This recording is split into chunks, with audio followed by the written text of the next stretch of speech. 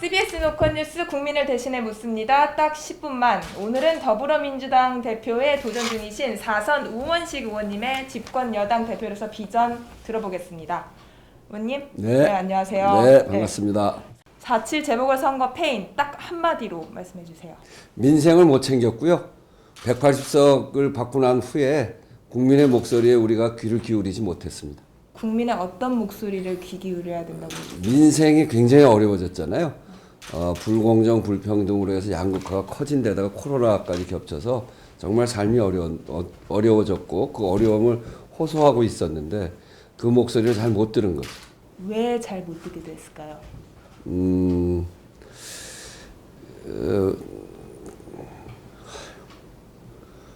속 시원하게. 그래서 이걸 이렇게 그냥 하는 거야? 왜 잘못 듣게 됐냐? 네.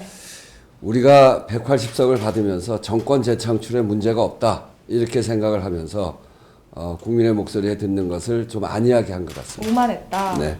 오만했다고 하면 불공정 문제 있잖아요. 요새 네. 내로남불 문제가 좀 컸던 것 같습니다. 네. 어떤 쇄신책 갖고 계십니까? 저는 우리 내부의 잘못에 대해서는 이제는 국민의 눈높이보다 더 엄격하게 해야 된다고 생각해요.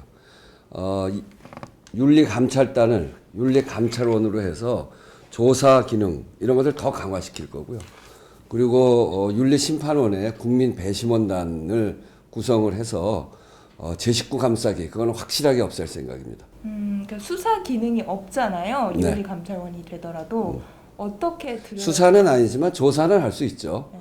조사는 하고 좀 더 전문적인 역량을 가지고 판단해 갈 수 있도록 하고 그걸 토대로 해서 판단할 때 외부 사람들로 해서 그 우리 식구 감싸는 그런 일은 없도록 하겠다.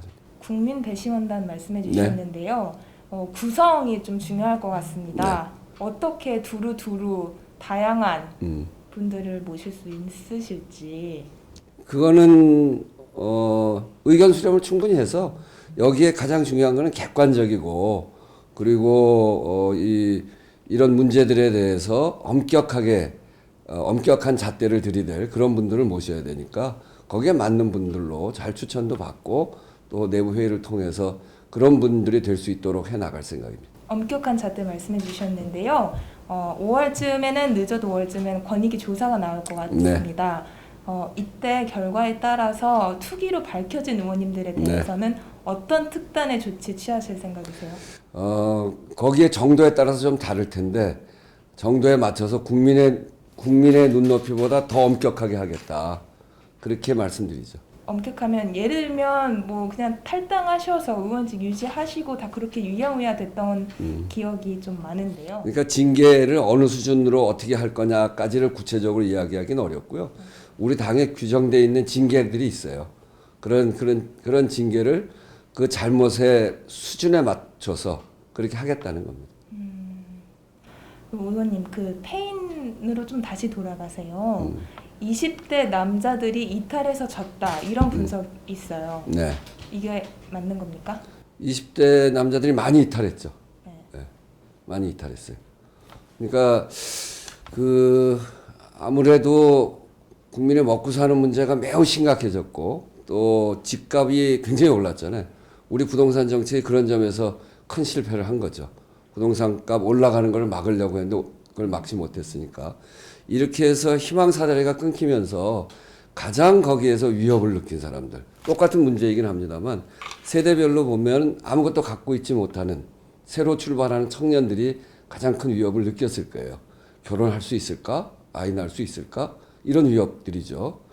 그런 점들, 거기다 특히나 남성들이 갖고 있는 사회적 책임감, 우리가 다 똑같다고 하더라도 그런 게 좀 더 있잖아요.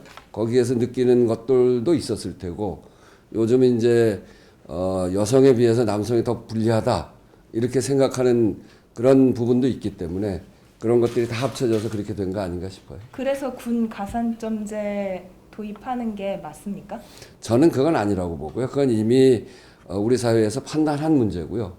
그런데 군에 간 거, 그것을 이 국방의 의무를 다하는 일이긴 합니다만 이 청년들 자기 아주 꽃 같은 시기에 거기 가서 보내는 것이 국가를 지키는 그런 그 보람도 있지만 또 다른 한편으로는 자기를 개발해 가는 데 있어서는 별로 도움이 안 되는 기간이란 말이에요. 그래서 그게 이제 손해봤다 이렇게 보기 때문에 무슨 대가를 줘야 되는 거 아니냐 이런 접근 아니겠어요? 나는 대가를 좀 다른 방식으로 해보자. 이미 법을 냈어요. 군에서의 자기 개발을 할 수 있도록 군장병 자기개발법. 그래서 자기 개발을 할 수 있도록 지원을 해주는 겁니다. 이런 방법이 있을 수 있겠고 또 군대에서 전역할 때 새로운 사회로 나가는 과정이 필요하잖아요. 이 과정에서 자기를 준비할 수 있도록 퇴직 그러니까 군에서 제대할 때 거기에 제대금이라고 할지 하여튼 뭐 명칭은 분명치 않습니다만 좀 준비할 수 있는 비용을 이렇게 만들어 드리는 방법도 있을 수 있겠다. 근데 이 남자 이탈 원래 제 생각엔 민주당 안 찍었던 것 같습니다. 그런데 항상 민주당 찍던 이 여자들 15%나 이탈했는데 저는 이유를 모르겠거든요. 그거는 그렇죠. 청년들은 다 같은 청년이잖아요. 청년들이 민주당을 찍은 이유는 앞으로 본인들의 그 희망 또 이 사회에 나아갈 때 그 청년들이 갈 수 있는 길을 만드는 일 이런 것들이 굉장히 중요한 관심사 아니겠어요? 이 국정농단을 보면서 저 세력은 절대로 그렇게 할 수가 없겠다 이렇게 보고 민주당에 기대를 거는 거죠. 근데 그렇게 해서 기대를 받고 정권도 만들고 180석까지 됐는데 결국은 국민들의 민생을 잘 챙기지 못하면서 여러 가지 문제들이 생겼단 말이에요. 꼭 이제 이 민주당 정부가 다 못 챙겼다기보다는 코로나 시기라고 하는 특수한 상황까지 겹쳐가면서 거기다 부동산 값이 오르고 하면서 청년들이 전체적으로 힘들어진 거 아니겠어요? 그래서 부동산 지금 종부세 상향해야 된다 뭐 논란이 많습니다. 근데 부자 감세 아닙니까? 그건 부자 감세죠. 종부세는 그렇게 해봐야 3% 남짓되는 분들한테 적용되는 거거든요. 그런데 우리가 요번에 가장 중요한 거는 우리의 실패라고 하는 가장 중요한 측면은 부동산 값이 급등한 거예요. 그러니까 시장을 안정화시켜야 되는데 종부세를 여기서 3% 남짓한 분들한테 적용되는 걸 깎아준다는 것은 그걸 조정한다는 건 뭐냐면 집을 더 많이 보유하고 있어도 조금 있으면 세금 깎아주니까 굳이 팔 필요 없다라고 하는 사인을 주는 거거든요. 그렇기 때문에 그거는 시장을 안정화시키는 기조하고 반대된다고 봐요. 그런 점에서 저는 아주 적절치 못한 방법이다 이렇게 생각하죠. 그러면 대출을 좀 생초자들이나 그런 분들을 한해서 풀어주는 건 좀 어떻게 보세요? 저는 거기는 동의하는데 우리 후보 중에 뭐 90%까지 하자 그건 너무 과도하다는 거예요. 지금 40% 60%인데 그것을 약간 조정할 수는 있죠. 몇 %까지? 그건 너무 구체적으로 얘기하지 맙시다. 근데 박근혜 정권 때 80% 할 때 그때 빚내서 집 사라라고 하는 사인이었어요. 그래서 그게 부동산 시장이 막 움직이기 시작했던 그 사인이거든요. 그렇게 가면 안 된다는 거예요. 그러니까 부동산 안정 기조를 흐트러뜨리지 않는 범위 내에서 해야 된다 이렇게 봅니다.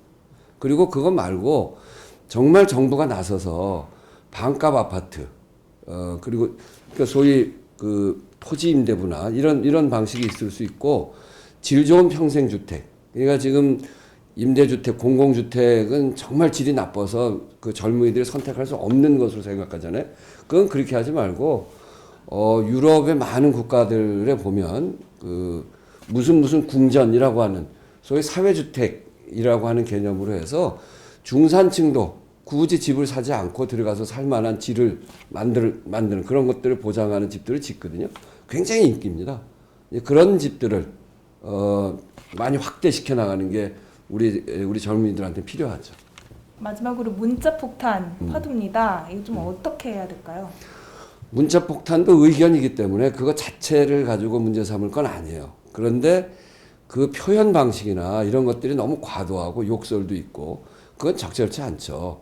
그건 오히려 우리 내부의 분열을 야기시키려고 하는 사람들한테 구실에 지나지 않거든요. 그런 문자는 양념은 아닌 거죠? 그런 뭐 욕설하고 그런 거는 그건 그렇게 볼 수는 없죠. 그건 전 적절치 않다고 생각하고 근데 문자 그 자체가 잘못됐다고 생각하지는 않아요. 집단적으로 자기 의견을 표현하는 것, 그것은 뭐 얼마든지 할 수 있다고 생각합니다.